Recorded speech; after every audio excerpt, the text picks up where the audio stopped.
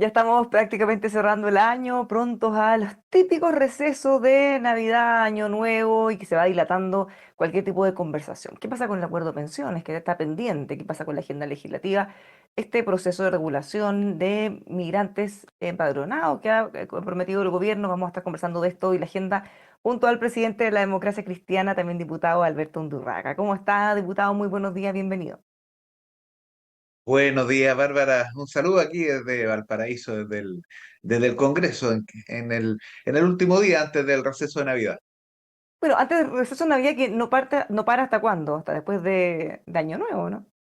Bueno, claro, volvemos después de la primera semana de enero, el 6 de enero, volvemos, salvo que hay una urgencia. Por supuesto, cuando hay una urgencia siempre se vuelve antes, pero eso es lo que está programado. Yo espero que hoy día saquemos finalmente la ley de reajuste que le falta un par de cosas y podamos sacarla adelante y con eso, más el resto de los proyectos que están para hoy día, entrar al receso navideño, aprovechar este espacio también para desearle a todos y todas una muy feliz Navidad y un muy buen año 2025. Ya suena como que se acabó el año. Qué bueno, dirán mucho Es que ha que, sido un es año que es la agotador. última, es que es la última reunión antes del, Pero, ¿qué antes del cosas receso tiene, aquí en Valparaíso. qué cosas tiene que dejar zanjadas hoy? Porque usted, o sea, ley de reajuste. ¿Qué falta ahí por terminar de acordar y qué otras cosas les quedan pendientes para esta jornada que no es tan larga? Fundamentalmente reajuste, yo diría que es lo fundamental. Los otros proyectos tienen su trámite legislativo, pero en reajuste tiene que estar antes del fin de año, naturalmente. Y los problemas de la ley de reajuste, o más bien la diferencia entre las dos cámaras, entre el Senado y la Cámara, no están en el reajuste propiamente tal, sino que en otros elementos que tiene la norma, particularmente una norma que hay sobre quién paga a los asistentes de la educación, y hay una diferencia si pagar los SLEP o pagar los municipios. Finalmente se llegó a un acuerdo y fundamentalmente eso, y también garantizar que estas mejoras operacionales para carabineros puedan ser más amplias. Lo vamos a analizar hoy día en la Cámara, qué exactamente fue lo que propuso el Senado en esa materia. Pero nos queda eso y con eso cerramos la ley de Rajoy. Ahora, en el caso que usted lo mencionó, Carabineros, los diputados de la UDI anunciaron que van a votar en contra del bono Carabineros para poder hacerle más ajuste y aumentarlo en una comisión mixta. ¿Qué le parece eso? ¿En qué están? Yo creo que la solución es más de fondo que solo la comisión mixta. Aquí hay el compromiso del Ejecutivo de resolverlo de manera más estructural y, digámoslo, no solo para carabineros, también para la PDI. Y, y en el sector público existe una cosa que se llaman los PMG, los programas de mejoramiento de gestión, que son bonos asociados a cumplimiento de metas. Y uno dice, bueno, ¿y eso por qué no existe también o algo similar de apoyo a las policías, ¿no? Y por lo tanto el compromiso que nosotros le hemos escuchado al gobierno es resolverlo de manera más estructural. Así que vamos a ver cuál es la propuesta que nos traen hoy día a la Cámara del Gobierno para ver qué parte se soluciona en esta pequeña ley, que es la ley de reajuste, que al final no solo reajuste, sino un conjunto de otras cosas, pero sobre todo el compromiso de resolverlo más estructuralmente, porque nuestras policías, carabineros, la PDI, requieren apoyo operacional, requieren apoyo en recursos, requieren apoyo en la investigación, pero también requieren apoyo económico. Programa de regularización de inmigrantes que ha planteado el gobierno. ¿Qué le parece a usted en términos generales la política? Ellos han hablado de seguridad, de economía. ¿Hay convencimientos dentro del oficialismo y de los sectores de oposición? Yo creo que esto hay que analizarlo un poquito más, de manera un poquito más amplia. Uno, la política migratoria tiene que ser restrictiva, no permisiva. ¿Por qué? Porque los países absorben bien el flujo migratorio y eso le hace bien a los países cuando no superan el 5%. Pero en Chile las cifras oficiales no se conocen porque hay mucho irregular, pero se estima en 8% la cantidad de migrantes nuevos hoy día en el país, ¿no? Y eso nos genera una crisis, nos genera un problema, nos genera tensión, no solo en la frontera, sino que en distintos barrios, en distintos lugares. Entonces, lo primero es que la política tiene que ser restrictiva, no permisiva. Segundo, hay que analizarla en su conjunto y el gobierno ha defendido esto porque dice, mire, hay razones económicas, dice que hay razones de seguridad, incluso dice que se han hecho los chequeos y que además es inviable una cosa distinta, Pero a nosotros lo que no nos gusta, y por eso decimos que es una mala señal, no es política en sí misma, sino el conjunto, porque esto no va de la mano de una cantidad importante también de expulsiones, porque si nosotros tuviéramos una política migratoria con un gobierno que dice, mire, estamos regularizando estos, pero estamos expulsando todos estos otros, uno dice, mire, está balanceado. Pero como no es balanceado, decimos que es una mala señal. No, no porque nos opongamos per se a lo que se está haciendo, sino al conjunto. ¿Y por qué mala señal? Porque el flujo migratorio sigue en la región y si ven que en Chile, mire, si yo entro a Chile igual me van a resolver el problema, es una mala señal para que finalmente llegue más gente y hoy día necesitamos una política restrictiva, no permisiva. Bueno, como usted dice, esto obviamente hay que equilibrar desde todos los puntos de vista. Una cosa es expulsar, otra es regularizar, pero la tercera patita, que es tener un control efectivo para evitar que sigan ingresando, es la parte que no hemos logrado. Se puede reducir o no, pero no lo bajamos a cero o lo más cercano a cero, como para decir borrón y cuenta nueva desde ahora, pero ya no entra nadie más, porque siguen entrando. Y harto. Lo que tenemos que hacer ahí, Bárbara, es seguir fortaleciendo el control fronterizo y trabajar también junto a, a las gobernaciones. El gobernador saliente de Arica, Jorge Díaz, se caracterizó por tener un trabajo importante en materia de seguridad y un trabajo importante con la fiscalía, en el caso de Arica. El eliminar 100% el flujo es bien difícil porque una frontera amplia en el mismo Estados Unidos, por ejemplo, no han podido lograrlo con todos los recursos que tienen, eliminar 100% el flujo ilegal, pero se puede seguir trabajando en el control fronterizo, se debe seguir trabajando y por eso nosotros hemos apoyado en cada una de las oportunidades que ha estado en el Congreso el, el despliegue de las Fuerzas Armadas como soporte en el control fronterizo, lo hemos apoyado aquí en el Congreso. Pero vuelvo a decirlo, aquí la política, la política migratoria tiene que ser restrictiva, no permisiva, y hay que analizarla en su conjunto. Si el gobierno impulsa una regularización por las razones que ha señalado, tiene que ir equilibrado con expulsiones. Y como no lo hace con la misma fuerza, nosotros decimos es una mala señal.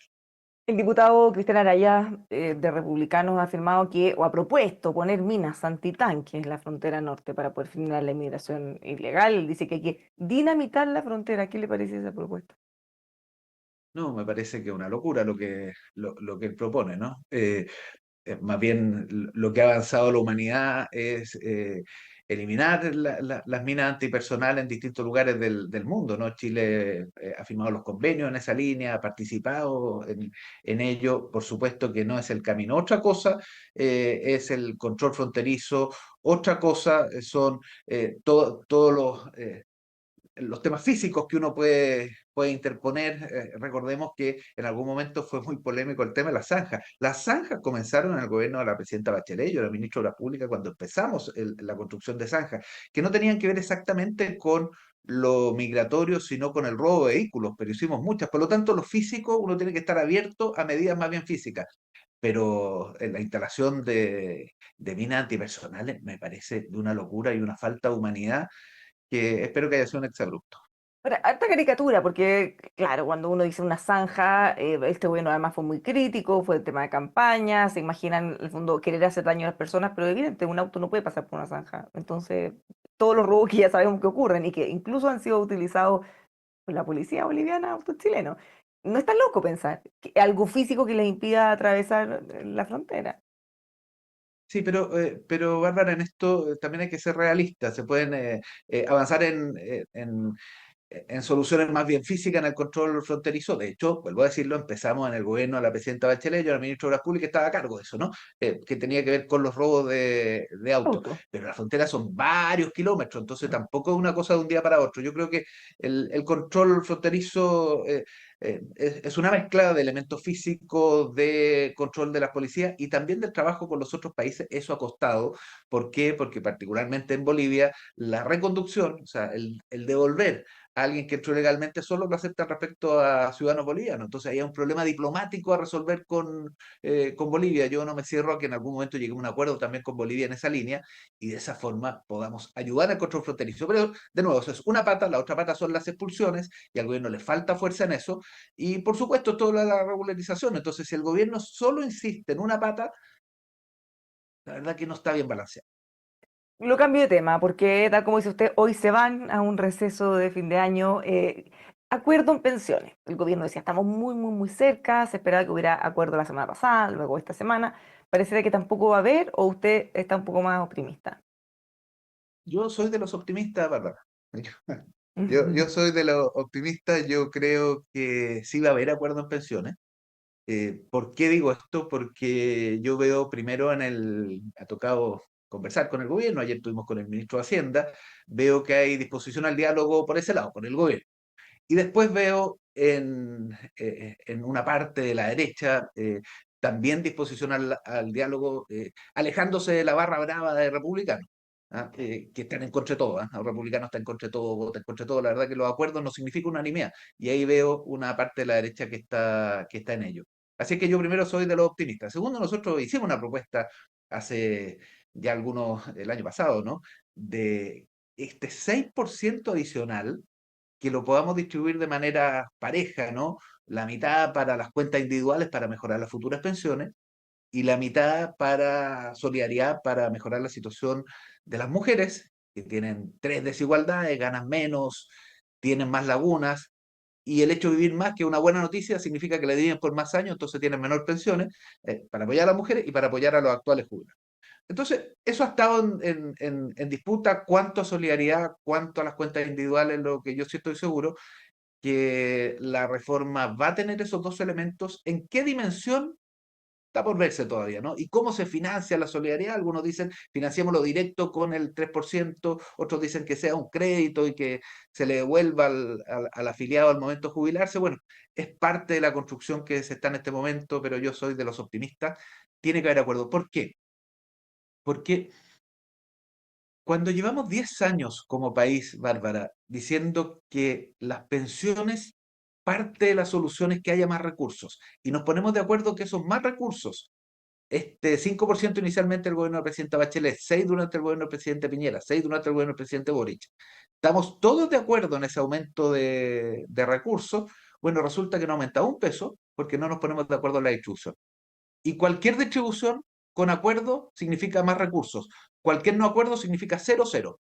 Ninguno para solidaridad, ninguno para las cuentas individuales. Así que yo creo, y soy de los optimistas, creo que va a haber acuerdo en esta materia, pero por supuesto las barras bravas de lado y lado se van a oponer, pero esto no se hace con la barra brava, se hace con lo que el lado y lado apuntan a la sensatez, y nosotros vamos a empujar esos acuerdos.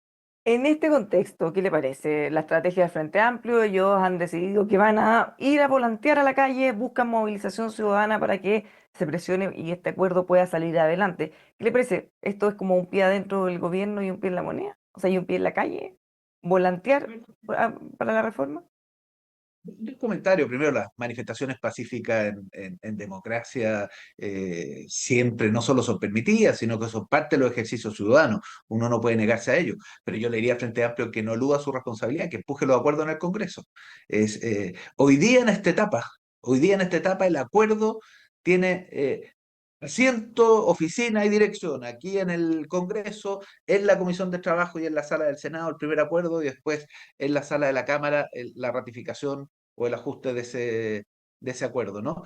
Y por lo tanto, más allá que toda movilización pacífica, toda manifestación pacífica, bienvenida en democracia, pero sí el Frente Amplio que no eluda su responsabilidad. Su responsabilidad está en empujar el acuerdo aquí en el Congreso. La ministra Jara le dijo que le parecía bien que esta estrategia del volanteo y presionar por la calle. Bueno, la verdad que vuelvo a decirlo, si se quiere convocar a distintas manifestaciones pacíficas en esta materia o en otra materia, bienvenido sea, pero que eso no sea excusa para descolgarse de acuerdos aquí en el Congreso. Por eso lo digo con mucha fuerza.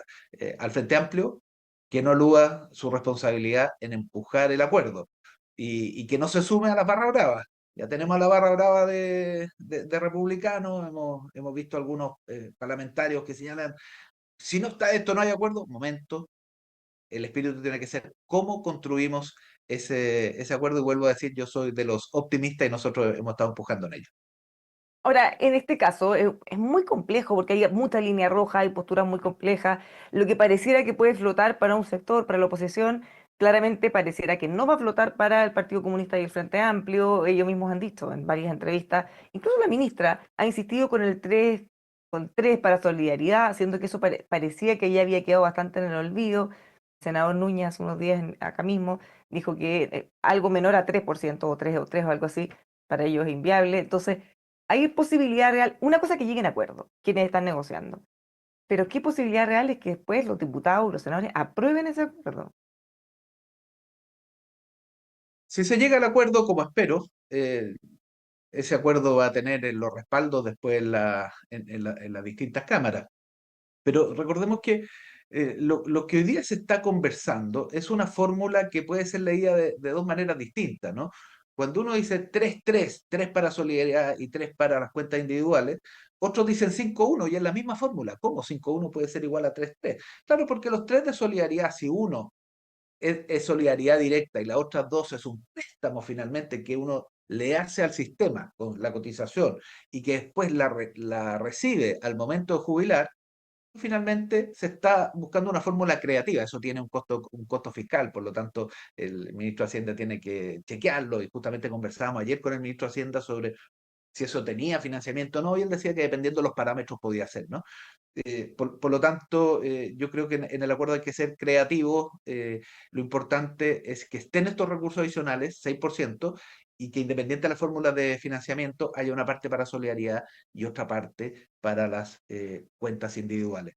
Em, Mira, se ha trabajado harto en esto. Yo he estado personalmente, además, metido en ello, y yo creo que vamos a avanzar en esto, y además esto puede ser de alguna forma, Bárbara, una primera luz de volver a retomar una política de los acuerdos. Al país le ha ido bien cuando avanza en torno a acuerdos. Y la época de la concertación, por ejemplo, que son los años de mayor crecimiento económico, de mayor superación de la pobreza, de un impulso a políticas sociales, de estabilidad del país, se hizo logrando acuerdos. Y por lo tanto creo que esto puede ser un muy buen primer paso mirando hacia adelante, no solo respecto a las pensiones, sino que mirando también hacia otros desafíos. Diputado, usted mencionaba al ministro Marcel, que le preguntan si hay recursos o no. Tenemos el proyecto del CAE, el Consejo Fiscal Autónomo detectó problemas contables. Dice que se está subestimando el impacto que va a tener fiscalmente y esto ha avanzado también en la Cámara, en el Congreso. ¿No ve que ya estamos teniendo muchos problemas con los informes de IPRES? El Consejo Fiscal Autónomo ya no tiene más espacio para seguir criticando y planteando alertas respecto a cálculos que estarían sobreestimando los ingresos, subestimando los impactos fiscales. ¿Hay un problema y usted lo detecta? Yo quiero, mira, a propósito que tengo un vaso de agua, mirar la mitad llena del vaso, no la mitad vacía. Qué bueno que creamos en su momento el Consejo Fiscal Autónomo para que Pero qué alguien malo que no le hagan controle caso finalmente. entonces, po. Ahí tenemos Ah, las dos. no, no, no, pero el Consejo Fiscal Autónomo no solo le habla al Ejecutivo, también le habla al Parlamento. Entonces nosotros recibimos información, nosotros no hemos votado todavía lo del CAE, es una buena idea poder resolverlo desde el punto de vista de los deudores, los usuarios, en fin, pero tiene dos aspectos que tenemos que considerar. Uno de ellos es lo que nos dice el Consejo Fiscal Autónomo, que efectivamente esté bien calculado, y por eso digo que es una buena noticia que exista el Consejo Fiscal Autónomo, que no solo le habla al Ejecutivo, también al Parlamento, y nosotros con esa luz amarilla, antes de votar, tenemos que revisar en Pero detalle en el aquello. Pero presupuesto lo vimos segundo, eso. Ahí pero el se segundo influyó. problema es que no quiero dejarlo, Bárbara, el segundo problema que tiene la ley de CAE es cómo se financian las universidades y cómo se fijan los aranceles de referencia. Ya a propósito de la gratuidad, hay tensiones en el sistema universitario y varios rectores han mencionado esa situación. Hay despidos en varias universidades en distintos lugares de Chile. Entonces, al mirar el CAE, queremos avanzar en ello, por supuesto, de mejorar las condiciones de los deudores con las distintas características que se nombran en el proyecto, por supuesto, pero con buen cálculo fiscal, por un lado, y por otro lado, permitiendo que el sistema universitario funcione. Eso en su conjunto vamos a analizar cuando votemos la ley del CAE. Una última cosa muy breve. Tuvieron un Consejo Nacional hace poquito, definieron que van a ir a primarias. ¿Cuándo van a empezar a trabajar, a buscar sus candidatos? ¿Cuándo tenemos novedades de eso? Bueno, nosotros empezamos ayer en la inscripción de candidatas y, a ver, antes de ayer, el lunes, de candidatas y candidatos para las parlamentarias. Primero, una definición. La segunda definición que dijimos, mire, este llamado que hacen los partidos oficialistas a la unidad política estratégica nos parece interesante el llamado.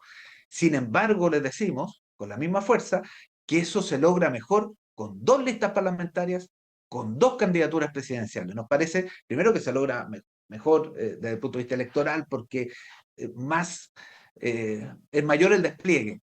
Pero además es lo honesto con la ciudadanía, porque son proyectos muy distintos. El proyecto, por ejemplo, de nuestro y de algunos en el socialismo democrático, con el proyecto del PC, por ejemplo, son proyectos distintos en seguridad, en economía, en relaciones exteriores, en asociación público-privada, en fin, en las distintas materias. Y lo honesto con la ciudadanía es que compitan en primera vuelta. Nosotros hemos dicho que vamos a tener candidato o candidata presidencial para esa primaria durante los primeros meses del próximo año, enero, febrero, marzo, no le quepa duda que ya estará definido. Muchísimas gracias por conversar con nosotros, diputado. Que tenga un muy buen día. Buen día también. Igual, los dejamos invitados a que sigan con nosotros aquí en emol.com.